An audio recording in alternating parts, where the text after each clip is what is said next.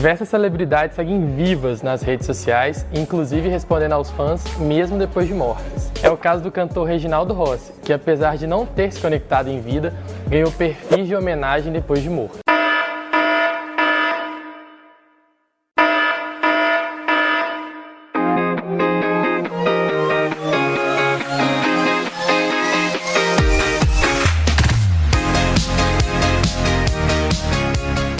Ele conta com um perfil oficial criado pelo filho e segue ativamente respondendo aos fãs e fazendo piadas sobre as dores de um corno pernambucano. Mas não é só ele que encontramos ativo por aí na pós-vida da internet. Vários artistas como Bob Marley, Clarice Lispector, Roberto Bolanhos possuem perfis que não necessariamente são administrados por parentes ou pessoas próximas, com milhares de seguidores. Alguns deles, além de interagirem, acabam criando memes que rodam o mundo sem limites na internet. E afinal de contas, o que acontece com seus perfis quando você morre? Quem passa a ser dono dos dados do falecido? E em quanto tempo um perfil é desativado? Você pode solicitar o nome de um usuário de uma pessoa que faleceu? Apesar da legislação pouco clara a respeito, há recursos legais que podem ser adicionados para proteger a memória de uma pessoa que já morreu, principalmente em casos de publicações que podem prejudicar a imagem de alguém. Quase todas as redes sociais garantem que as informações continuem a ser delas mesmo depois da morte, ou possam ser transferidas para um parente. No Facebook, por exemplo, os usuários podem tomar essa decisão enquanto ainda estão em vida,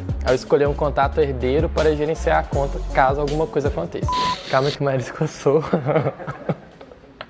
Um parente também pode informar o falecimento e o Facebook garante que entrega os acessos imediatamente. Já o Twitter informou recentemente que está trabalhando para ativar o mecanismo de memorial para transformar contas de pessoas que comprovadamente já morreram. Mas enfim, para evitar problemas e até evitar virar meme por aí, o mais recomendado é que você indique o contato herdeiro onde for possível. Até mesmo deixar uma carta assinada, facilitar a documentação ou algo do tipo. E aí? Quem vai ser responsável pelos seus perfis quando você morrer? Nossa, essa pergunta é péssima, né? Mas tudo bem. Você gostaria de ter um memorial ou uma conta desativada? Eu acho que é sempre triste, né? A gente se despedir, principalmente quando a gente gosta muito das pessoas. Não estou dizendo que não seja frutífero, eu acho que o luto tem que haver. Mas é sempre difícil, né? Vamos definir primeiro o que é luto, o que seria, né? luto, o que seria luto? O luto é quando você tem alguma perda, normalmente é de alguém, ou então você perde funções. Por exemplo, uma pessoa que sofre um acidente e fica paraplégico, por exemplo, ela entra em luto daquela pessoa que ela era. Então não é só de uma pessoa que deixou de existir, mas é uma pessoa que mudou de condição também. Tem luto da sua outra fase da vida. Luto, sei lá, uma pessoa casada há muito tempo e aí ela separa, tem um período de luto daquela separação. Então o luto sempre é um movimento de perda e essas reações que a gente tem. É claro que predomina nas perdas de alguém. Existem fases do luto?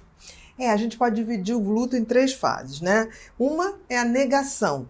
É aquele primeiro momento, em geral os primeiros 15, 20 dias, em que a pessoa não quer acreditar que aquilo está acontecendo. Mas mais do que não acreditar, ela está meio anestesiada, até porque é uma época que ela tem que tomar uma opção de medidas, né? É papelada para enterro, é velório, é missa de 7º dia, quer dizer, tem todo um ritual a ser feito e necessário, que a pessoa entra no automático. É como se, tipo assim, na realidade, eu acho até que esse processo de negação é uma defesa do cérebro da gente, né? Para a gente passar por aquilo tudo, né? Depende como uma pessoa morre, né? No caso de uma perda física de alguém, se a pessoa morre de um desastre imprevisível, de uma maneira bruta, vítima de um assassinato. Então, assim, esses primeiros momentos é natural que a gente entre nesse automatismo que é chamada negação. Um outro momento... Também tem, né, aquela pessoa que já está doente, já vem, né, um longo tempo hospitalizado, quer dizer, mesmo assim é difícil. Sim, mas a pessoa pelo menos está começando a esperar aquilo, né? Mas não sei, muito poucas pessoas se preparam para isso. É muito difícil. Eu já vi, em geral são as pessoas mais daquela linha kardecista, que tem um outro entendimento, né, dessa transição de vivência, né? Mas, em geral, as pessoas têm nesse primeiro momento essa negação, esse anestesiamento. Ela faz tudo no automático, como se fosse assim, é a força que ela tem para fazer o que tem que ser feito, digamos assim. Depois vem um período, depois da negação, vem o período da adaptação. Quer dizer, o que é isso? Passado aqueles primeiros 15 dias, 20 dias, a pessoa começa lentamente a retornar à sua rotina. Começa a voltar ao seu trabalho, começa a ter aquela sensação de tipo abrir a janela e falar, gente, o mundo lá fora ainda não parou. tem vida, eu preciso não dar parou. conta.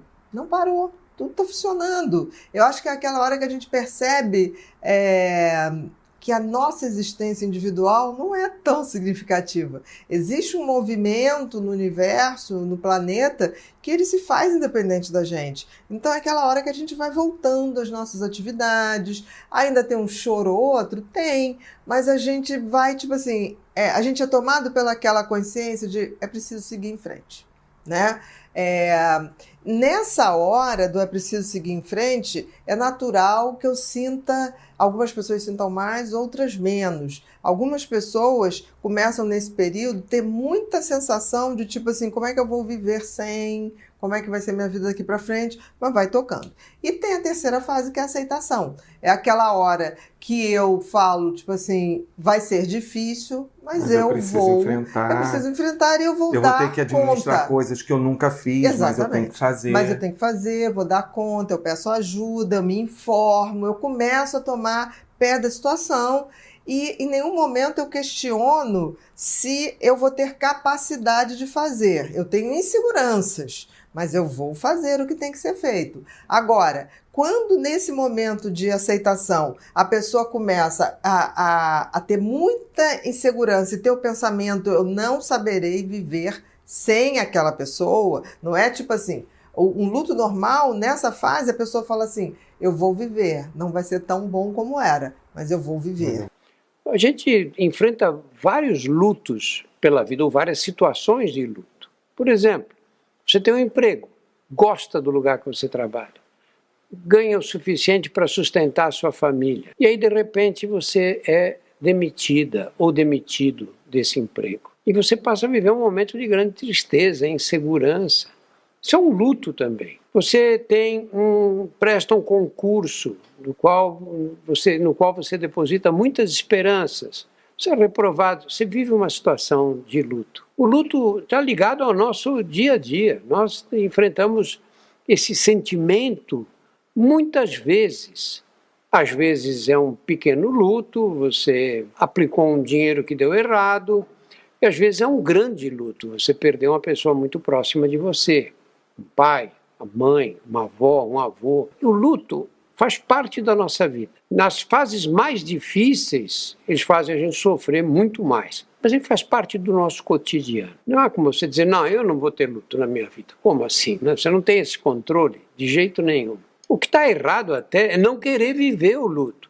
Eu perdi um parente próximo, eu vou me distrair, eu vou para a balada, eu vou para não sei onde, eu não quero ficar triste com o que aconteceu. Os psiquiatras dizem que não é a melhor conduta. Que a melhor conduta é você viver aquela experiência, porque ela é necessária para que você possa sair dela definitivamente, sair desse grau de tristeza. O luto traz um grande sofrimento. Isso interfere com toda a fisiologia do organismo, né? Você perde o apetite por causa do luto. Outros, ao contrário, ficam ansiosos, começam a comer sem parar. Você não consegue se concentrar por causa dele. Atrapalha com a tua performance no trabalho, interfere com as relações que você tem com outras pessoas. Você está triste. Você não é uma boa companhia para sair com os amigos num dia de luto ou numa fase de luto. O que eu acho que é importante é que a gente tem que se conformar. O luto é muito triste, é muito desagradável passar por essa experiência, mas ela é inevitável. Okay, Philly, so you asked me to record this piece of music for you. Careful what you wish for. Let's see her.